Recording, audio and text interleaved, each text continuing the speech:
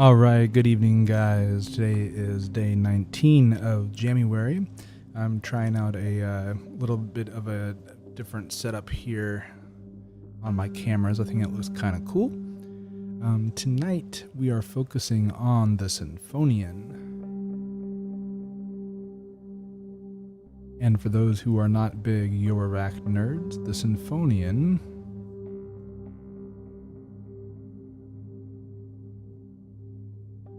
if I zoom in for you,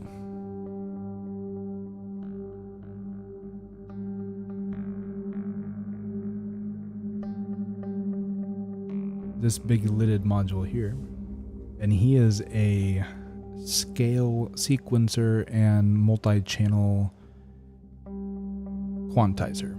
All right, so what does that mean in this context here is that I'm plugging in scales here, and as I trigger them, it will change the chord/chord scale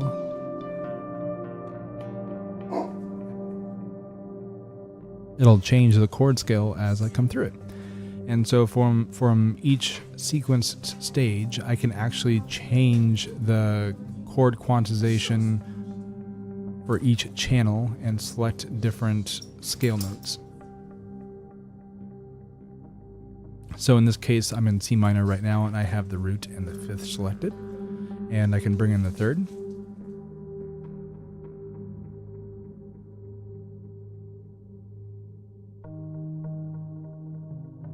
You can see it has the root, the fifth, and the third, and it'll kind of sequence between those.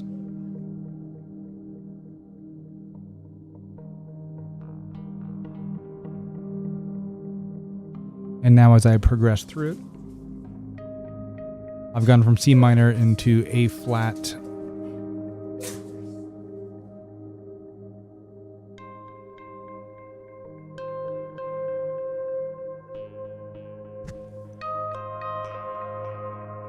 anyway, I'm in A flat minor now.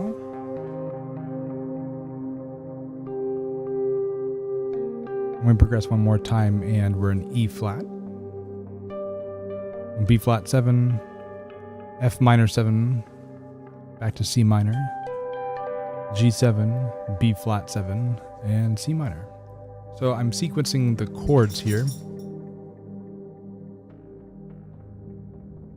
And in each of those stages, for each of the quantized channels, I can select the chord tones that I want selected. So we have 3 channels of quantization, a chords, and an arpeggiation guy. And so I'm using only channel 2, channel 1, and arpeggio. Channel 1 right now is always locked to the root, which is helpful for when I bring the bass in.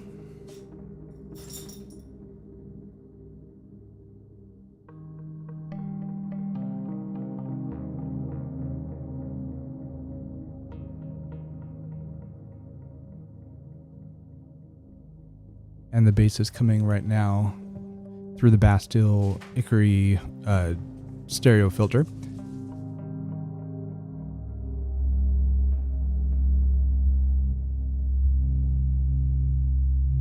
Alright, so we can hear it coming in now.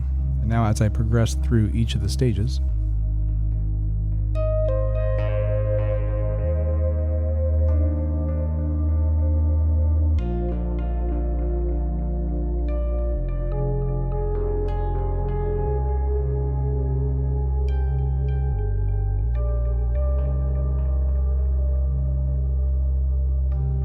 so sounds pretty good.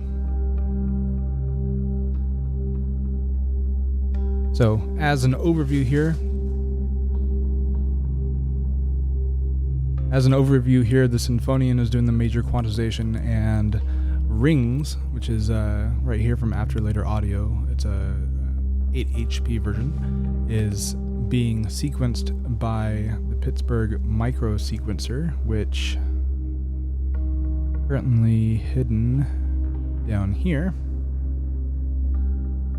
And this Lifeform's touch controller is being sequenced by Zadar, which is outputting a envelope that is scanning the selected stages down here.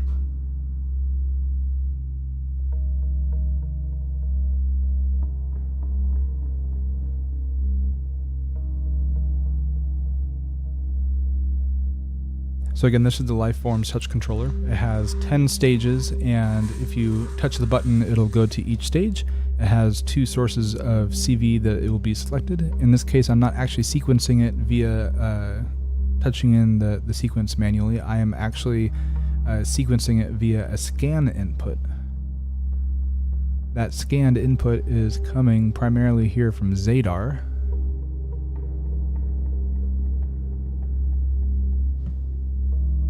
Which has this kind of weird envelope here that's set at a really long duration, and as it comes through here, it will basically change the selected stage in the touch controller.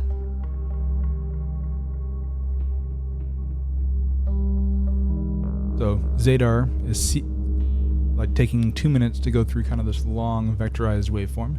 It is sequencing the or changing the scan input of the touch controller, which selects from one of the 2 CVs here.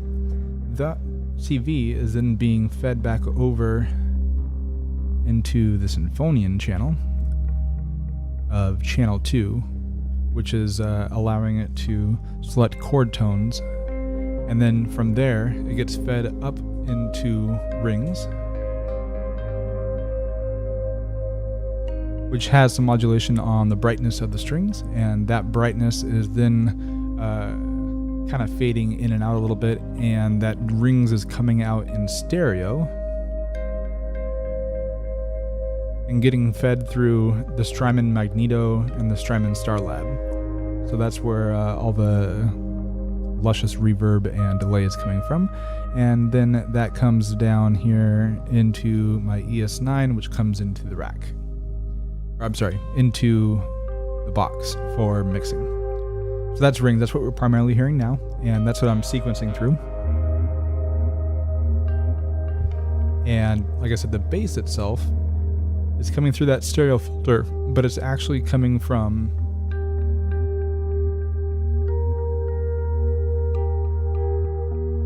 one of the Pittsburgh Primary oscillators, and it's coming from the timbre output. The timbre output is actually a kind of wave-folded output. So it's following the root of the chord, and the timbre output is taking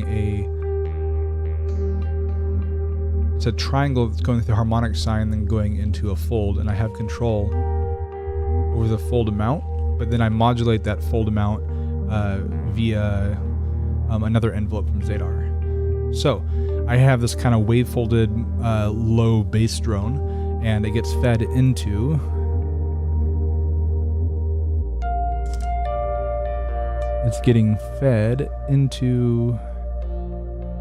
the stereo filter here,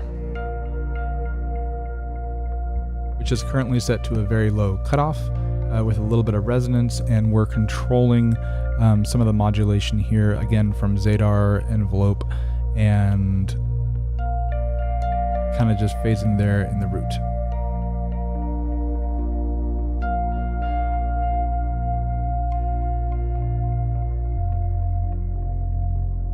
Alright, so the next one we're looking at is the arpeggiated sound, and that is coming from one of my braids clones here, from the flute one. That guy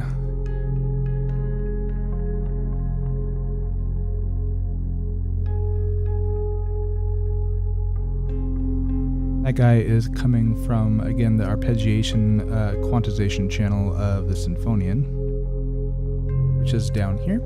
And this is kind of cool because you feed it a clock, and it'll basically arpeggiate through your selected chords, and you can select kind of a generic pitch, which will change inversions as it goes in a range and an arpeggiation pattern down here as a per sequence setting, and that'll get fed as an arpeggiation of the current chord and go up into my braids clone.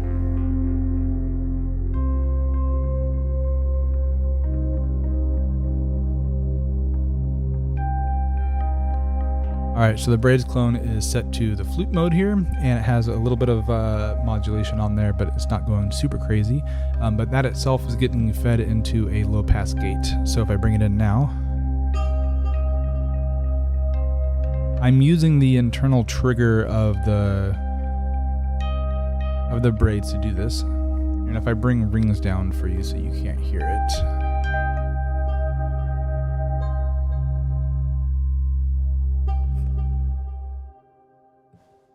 Alright, so this is just the braids here.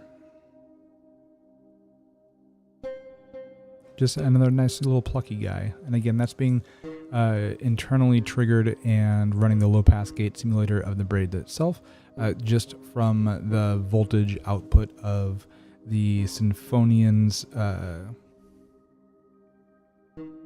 just the output of the Sinfonion's arpeggiator. And I should say good evening to you guys from Symptoms of Reality, Lamont, Maryland. Good to see you guys.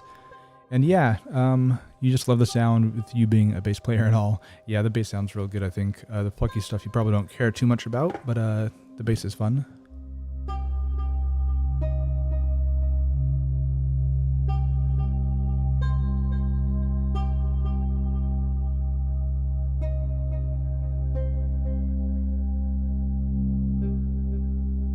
Yeah, modular is a huge learning curve.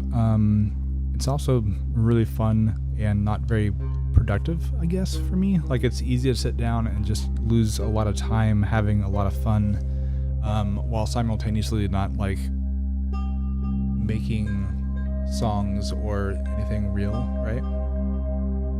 But I have a freaking blast sitting here in front of this rack and just messing around, even if I'm not being super productive, right? And for me, it's all about having all that fun, and it really does count for a lot to me. And I will say, I mean, this rack is ridiculous, right? This is years of building it up and all that, and you can do a lot with it, but it would probably be overwhelming for most people to even sit in front of this thing, let alone trying to learn each module, right? So this has grown over time, but I understand that it's probably too much for most people.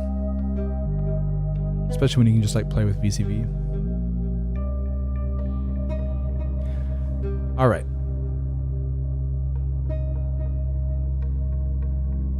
So back in Bitwig land.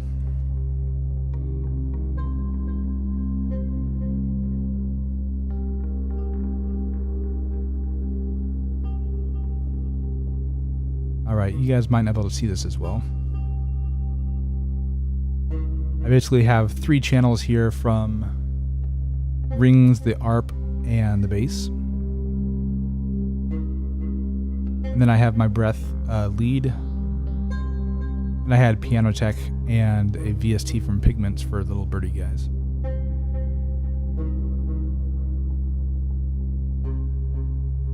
So overall, not a whole lot going on here.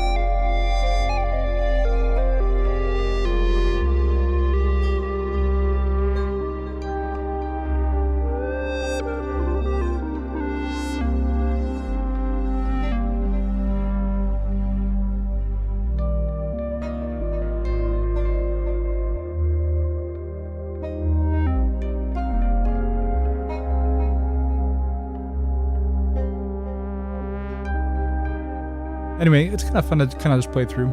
Anyway, if you guys have any questions, let me know. We didn't have too many other people besides, I think, Symptoms of reality here today. That's all right. This was kind of a fun one as far as lead over just the Eurorack kind of playing its own thing. I think it worked out pretty well. And yeah, the cockpit idea of this thing is kind of interesting. I don't know. I got black hands and the little spaceship guy here. I don't know. Kind of cool. Kind of switch back and forth here. But I don't think that it's maybe big enough for what I want to do. I don't know. I'll play around with my setup here a little bit more.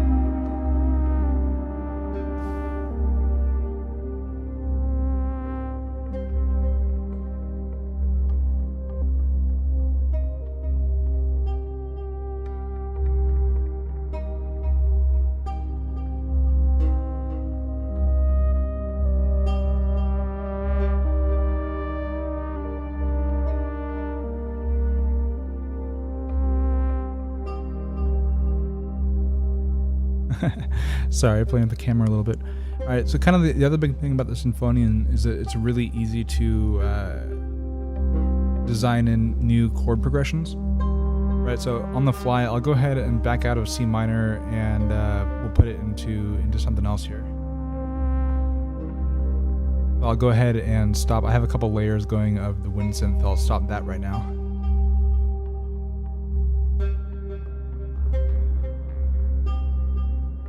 And what we're going to do is just delete out the current stages we have in here.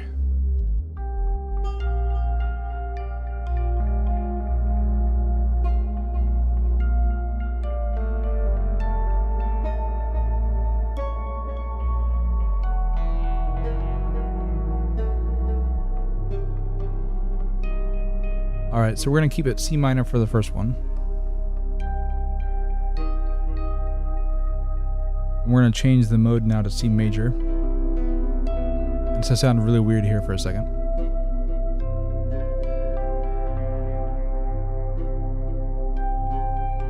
So we're C major now.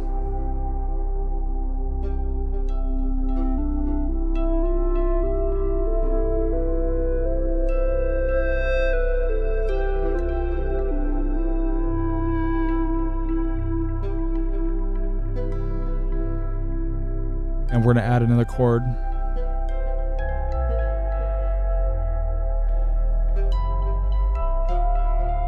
And we're going to go to D minor.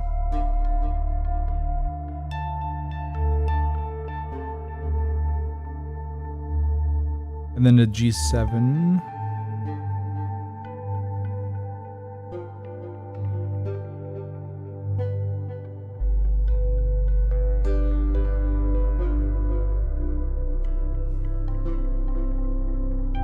There we go. Now we have three chords: C major, D minor 7, and G7.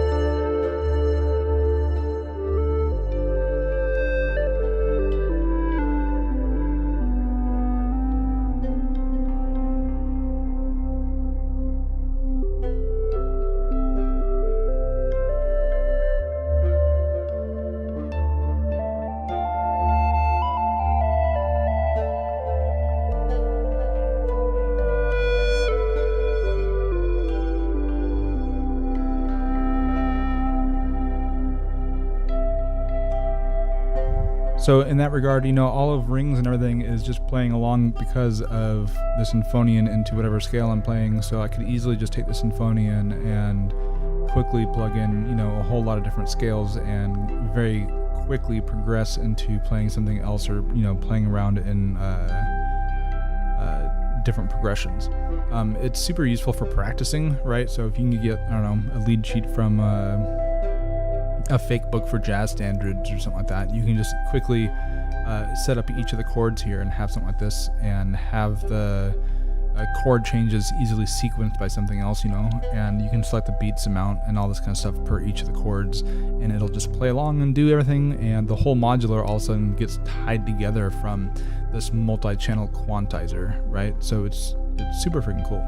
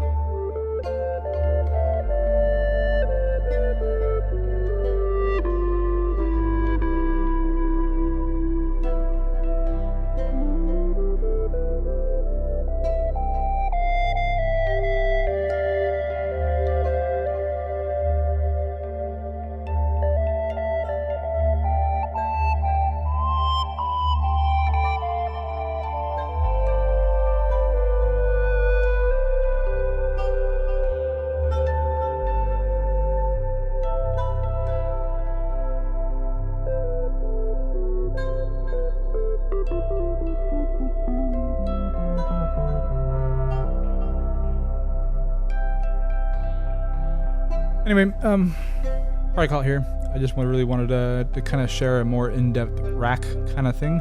Obviously, I haven't gotten too crazy into explaining how all the modulation and stuff works here in this rack for this thing right here. A few of the gate triggers are coming here from Metropolix.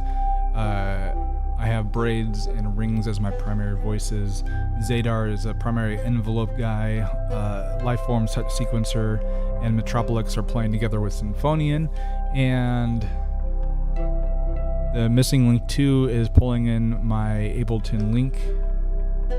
Numar up here in the top left is for my breath control, along with my local floors for phaser and that kind of stuff. Primary oscillator up here above is bass going through Ikari stereo filter, and I have Magneto and Starlab in effects. ES9 down in the bottom right is handling all the audio and mixing inside of Bitwig. So that's everything.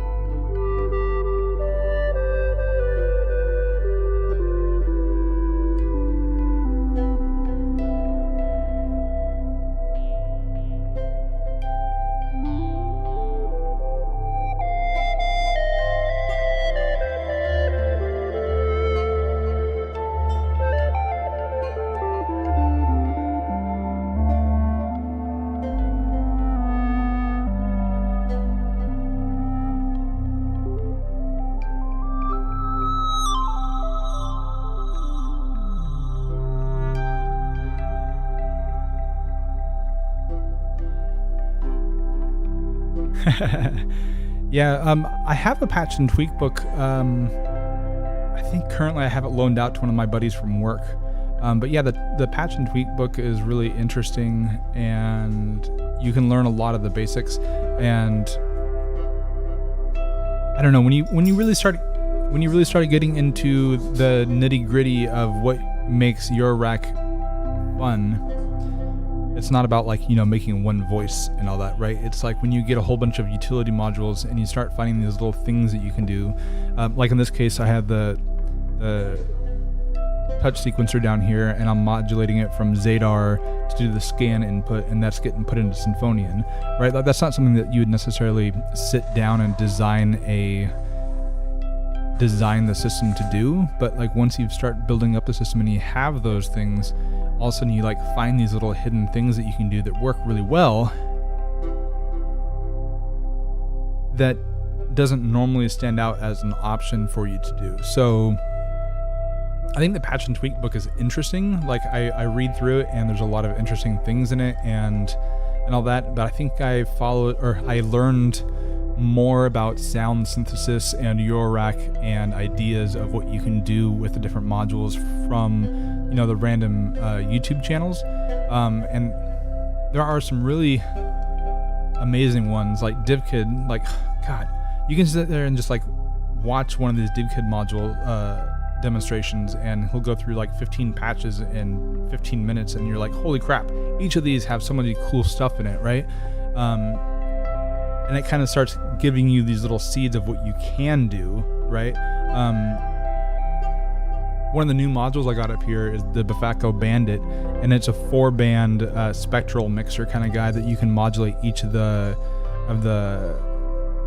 spectrum, so you can do all sorts of things. But then you can actually replace like the mid with another input, so you can actually have multiple audio inputs coming into it, which just like opens it up, and you're like, oh, I could apply that to a drum loop or something, or I could take a drum loop and take out everything but the highs and then mix in lower droney stuff on the other stuff, and then one of the cats going crazy.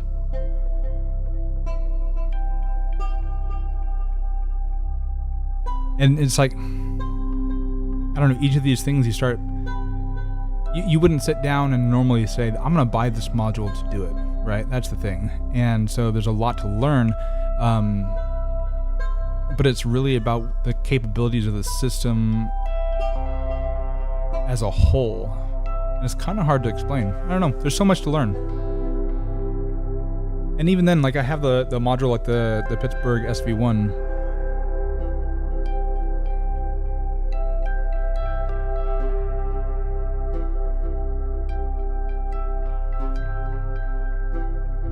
This SV1, sorry, I'm trying to get it in view here.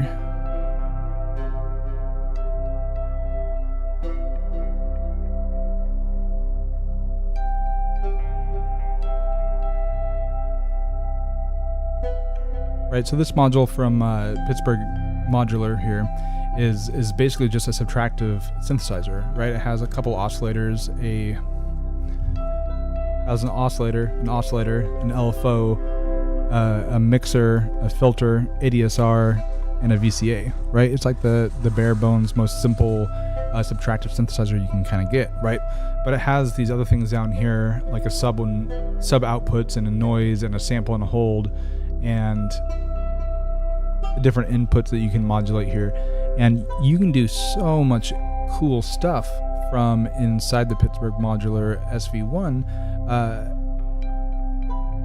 if you just kind of think about it, right? And learning all those little tricks of how to do it opens up the system into so much more, and kind of gets you these ideas of what you can do sound design wise, especially in a bigger system, right? But it's very weird because, I don't know, if you pull up a normal subtractive synthesizer in like Bitwig or a VST, you're like, yep, I'm gonna make this sound, and poof, it's done.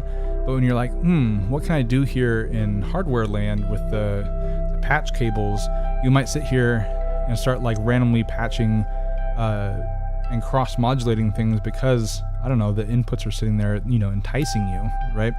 And it's so much of a different experience.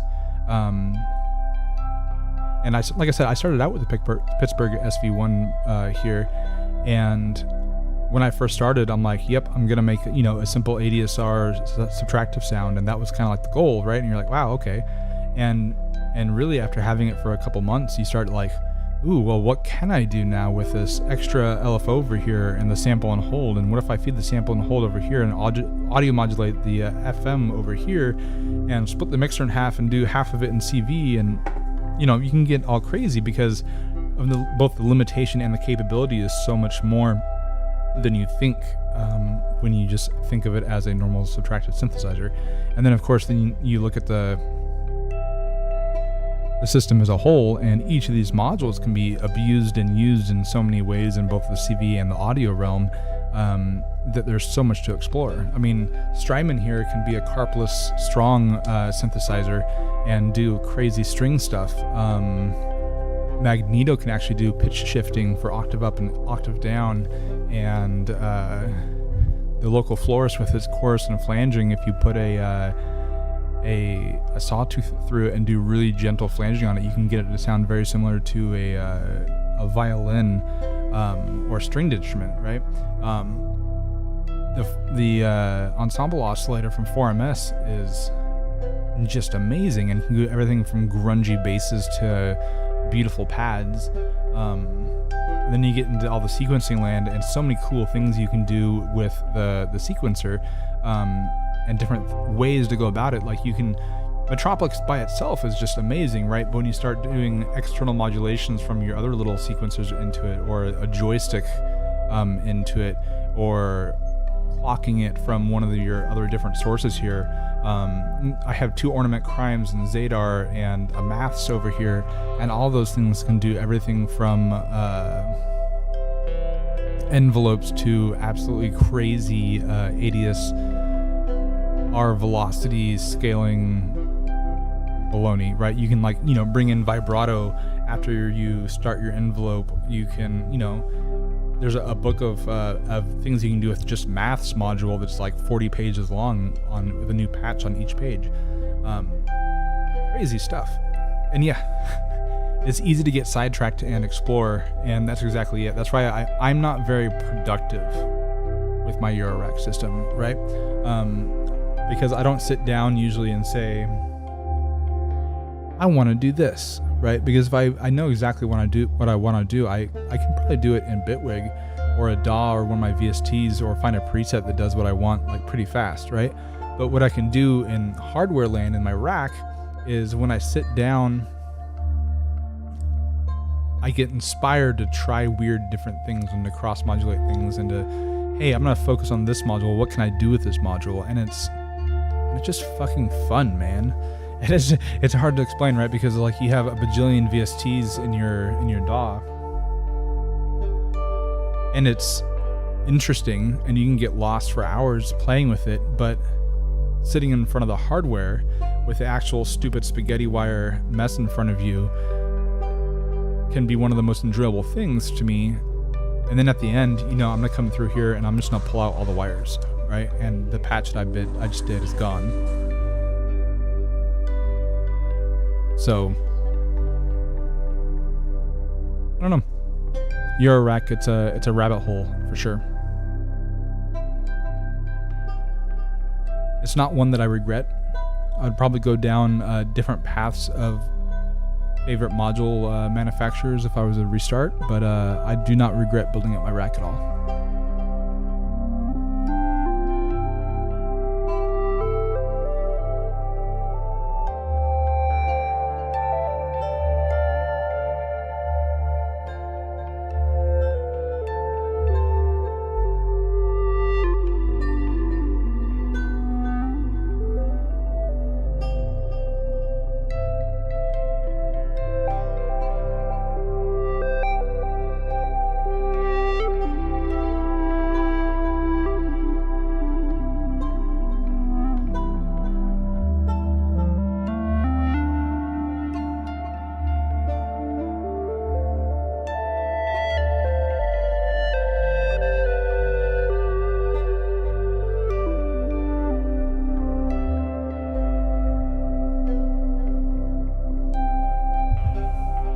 Yeah, and I don't write songs, right? Like, I'm not a guy to sit here and record an album or anything, right? This is like what I do. Like, my Jamuaries are kind of a good insight into how I enjoy playing music, which is I'll kind of sit down and make something to play over and kind of go through it and just fuck off, right?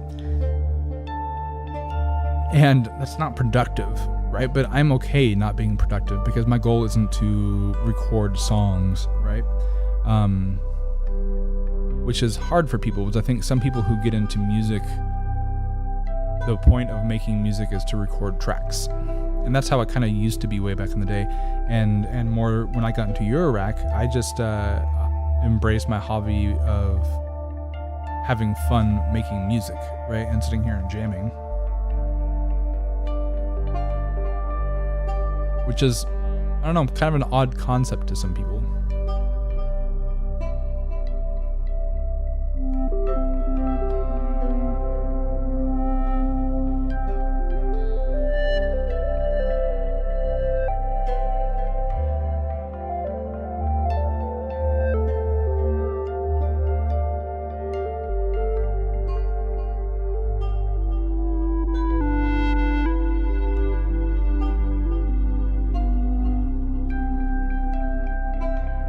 And that's where like some people really have like an effects rack, right? And they're like, I'm gonna hook up my semi modules and send it through this effects rack of your rack and kind of make crazy little effects on the end. And maybe that's where they want to stay and where they want to go, right?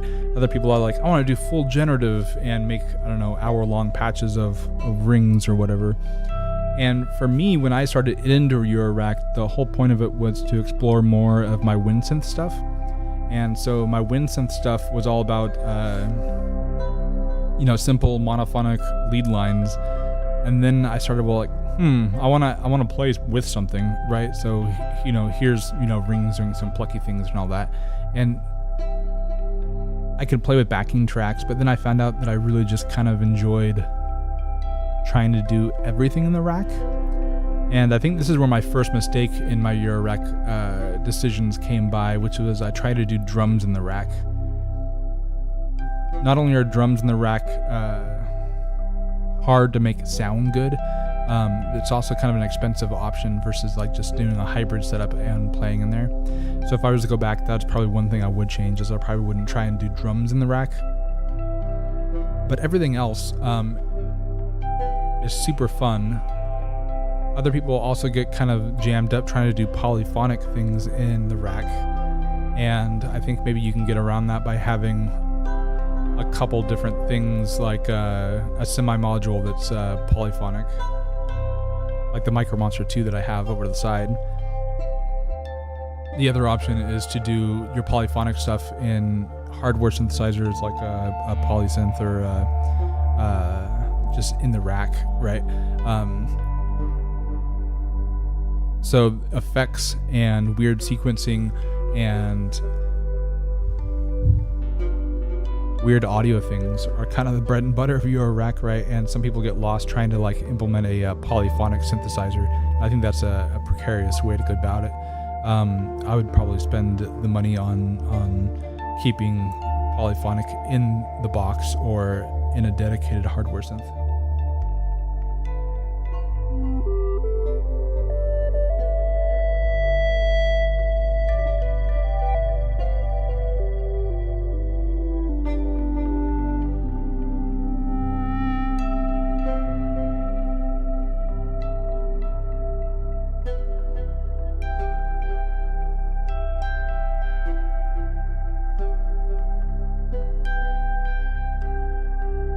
I don't know. That's all I got. Your rack is not for everybody. It is super fun though. Probably not very productive for a lot of people who want to record actual songs, but some people claim to be actually more productive in that environment. I'm probably not, but I'm not really looking to make fully fleshed out songs in the rack. I'm just having a lot of fun. So anyway, I'll call it here tonight. I wanted to share a little bit of the Sinfonion and what you can do with it. It's basically a chord sequencer for your rack with multi-channel quantization, and it's fun.